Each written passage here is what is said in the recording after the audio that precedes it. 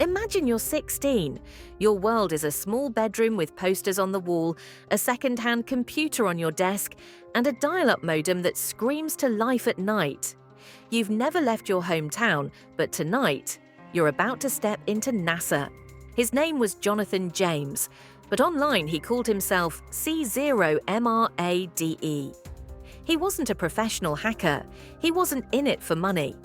For him, breaking into systems was like exploring an abandoned building, quiet, thrilling, and forbidden.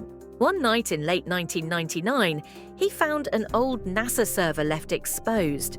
It wasn't meant to be dangerous, just a forgotten test system, but it was connected to something much bigger. Through that server, he reached deeper into the network. Usernames, passwords, access to code worth millions. Code that controlled the life support systems of the International Space Station. At NASA's Goddard Space Flight Center, strange logs began to appear. Processes running at odd hours, connections from places they didn't expect. At first, they thought it was a glitch. Then it happened again and again, until someone finally said the word no one wanted to hear: breach. NASA had to make a choice: keep the systems online and risk losing control, or shut everything down. They chose the shutdown. For 21 days, certain systems went dark.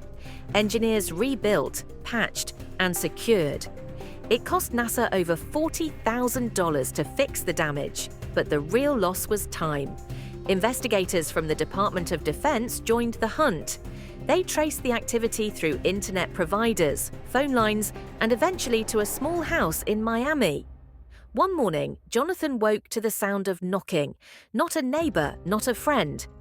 Agents, a warrant in one hand and in the other, the authority to take everything. Jonathan was arrested. Because he was a minor, he didn't go to prison, but he was placed under house arrest and probation. Computers were banned from his life for months. The case became a warning. Even curiosity can carry a heavy price when it crosses into federal systems.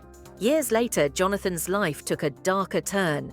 Facing unrelated charges, he struggled with the weight of his past.